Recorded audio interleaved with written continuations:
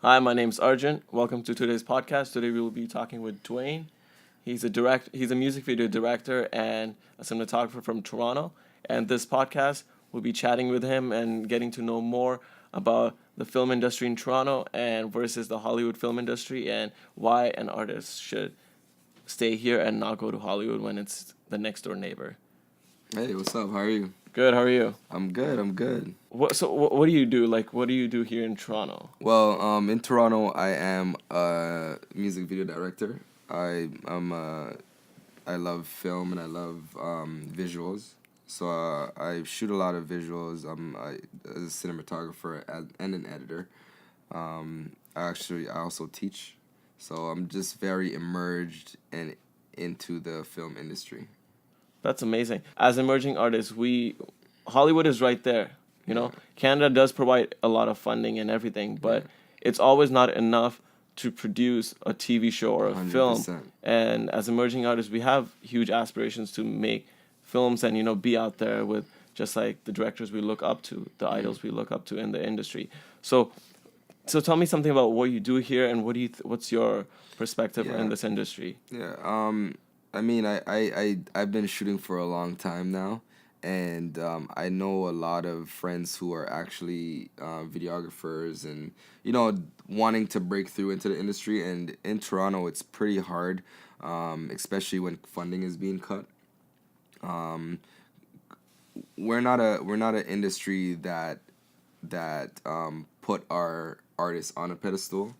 We basically look at them as secondary, opposed to somewhere like Hollywood, who their creatives are top. Top, You know what I yeah. mean? We put them first. In Toronto, we don't look at them as first. We look at them as secondary, which is always going to be the unfortunate piece to the puzzle. Because I know a lot of starving artists. You know what I mean? And they're starving because one, we don't get appreciated in terms of value. We don't get paid what we're worth here in the city, so it always becomes hard. And I know a lot of artists get burnt out because of that.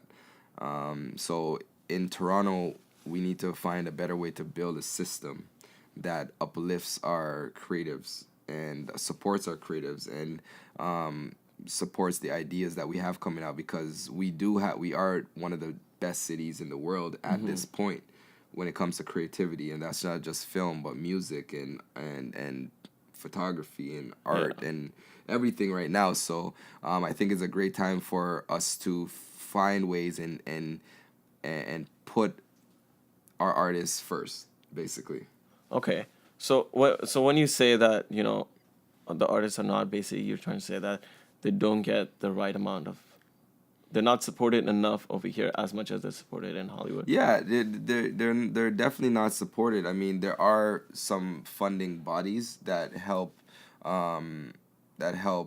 aspiring filmmakers create films, but it's only so often, right? They only give out so much funding. Yeah. And they usually give out funding to a lot of the privileged people in the industry. And when I say privilege, it's we don't see a lot of funding coming from for the diverse culture. Yeah. You know what I mean? So because this industry is predominantly a white driven industry, but it's still not enough to support this whole infrastructure that we have when it comes to the filmmaking. In Hollywood, you do have faces, you do have multicultural faces who are succeeding at a reasonable rate and getting paid to focus just on that lifestyle. In this city, what I mean, we can have the best filmmaker in Canada that is still working a 9 to 5 job.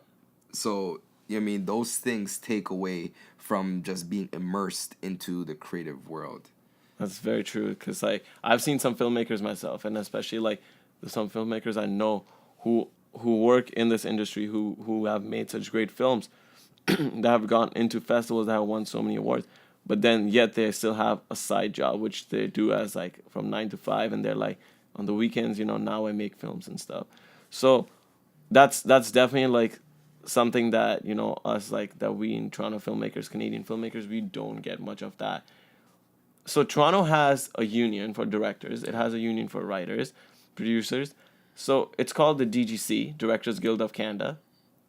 There's the same one for US, Directors Guild of America. Okay. Knowing the fact that we have lost so many artists and filmmakers from Canada, and they've moved to US and now like working in US, producer work in US. Well, what's your take on, as an emerging director? Like, would you want to stay in Canada, or would you want to go to and join the DGA versus the DGC? I mean, I don't know if I would join either. I think it's more, I would let the art take me where it should take me. Usually in unions there are many rules that we have to abide by, and as a creatives don't like rules. Yeah. So but I mean, in terms of infrastructure wise, I would definitely, if I had to choose, I would definitely go to the American route, just because they're known to have the bigger platform. They're known to be putting out the blockbuster films. Exactly. Yeah. They're known to be doing the Hollywood smash, box office smash. I just don't think Canada has the platform and the infrastructure to create content that sells over 50 million sales in the first day. That's true. Of sales, right? So I think the system here needs to learn from the DGA and invest in more talent. Talent that not just comes out of film school, but the raw talent. And we see that the raw talent are the talent that does get further, because there is no boundary, and they just come with this rawness and this storytelling technique that can't be told with someone that is stuck in a system.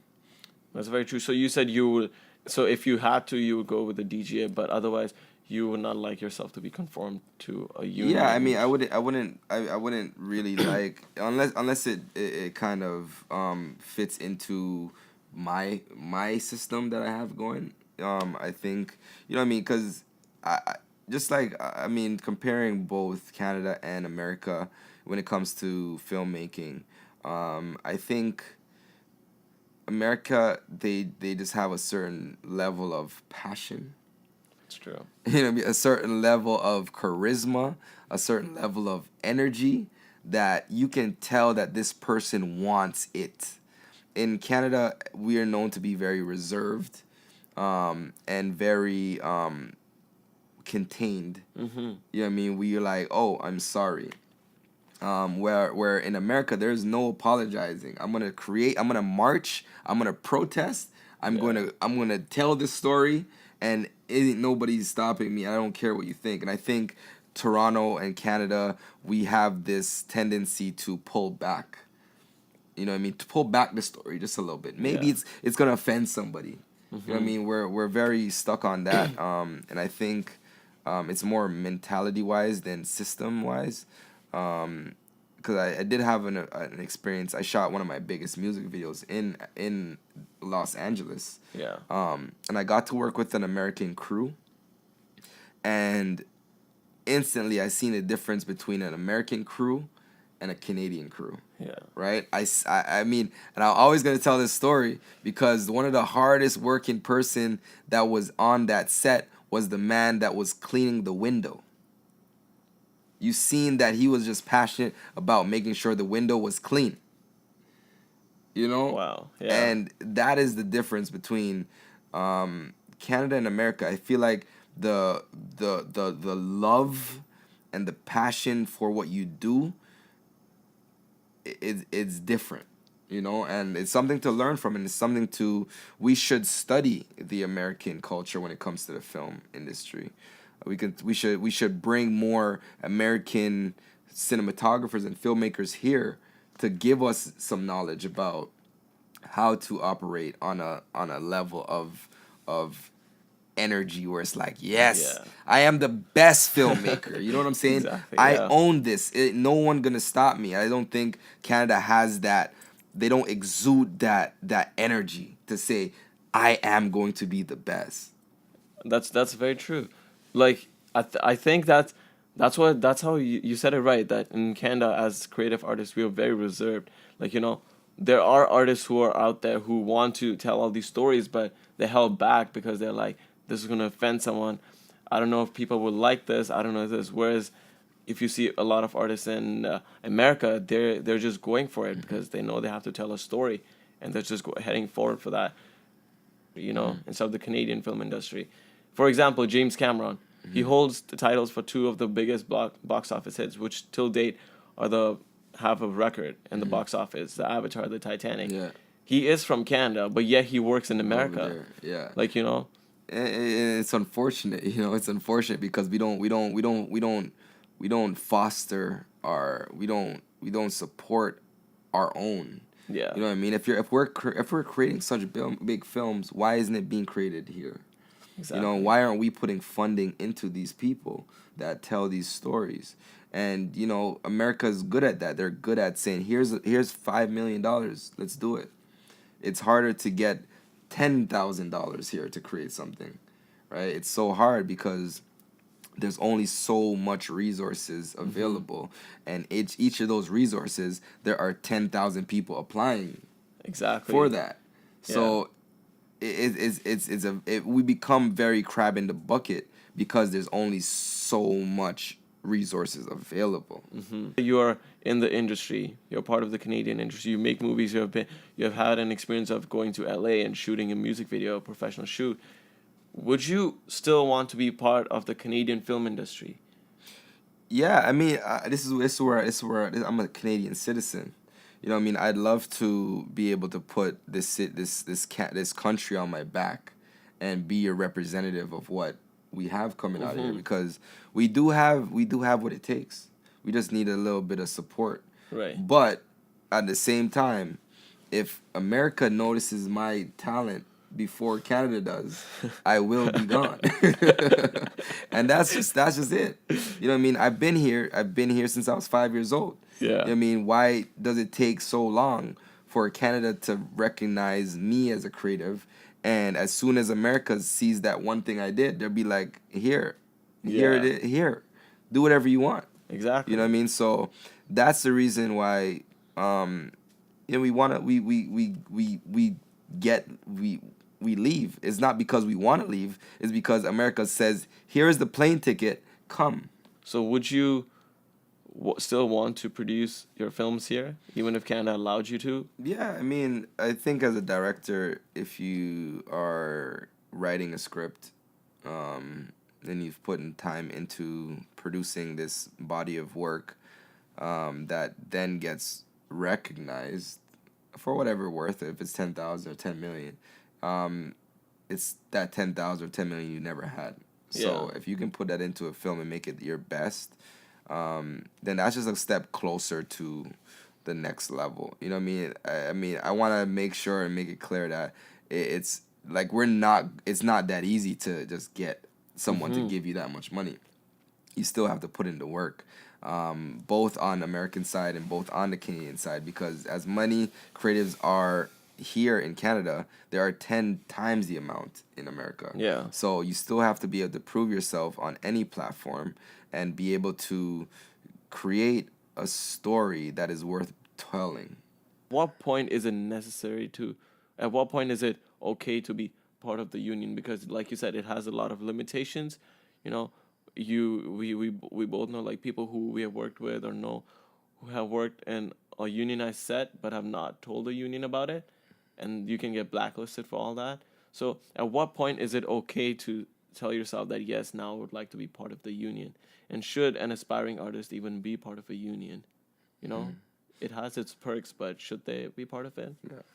I would say any aspiring filmmaker or content creator that is trying to come up in this industry, I think it's best to start shooting now.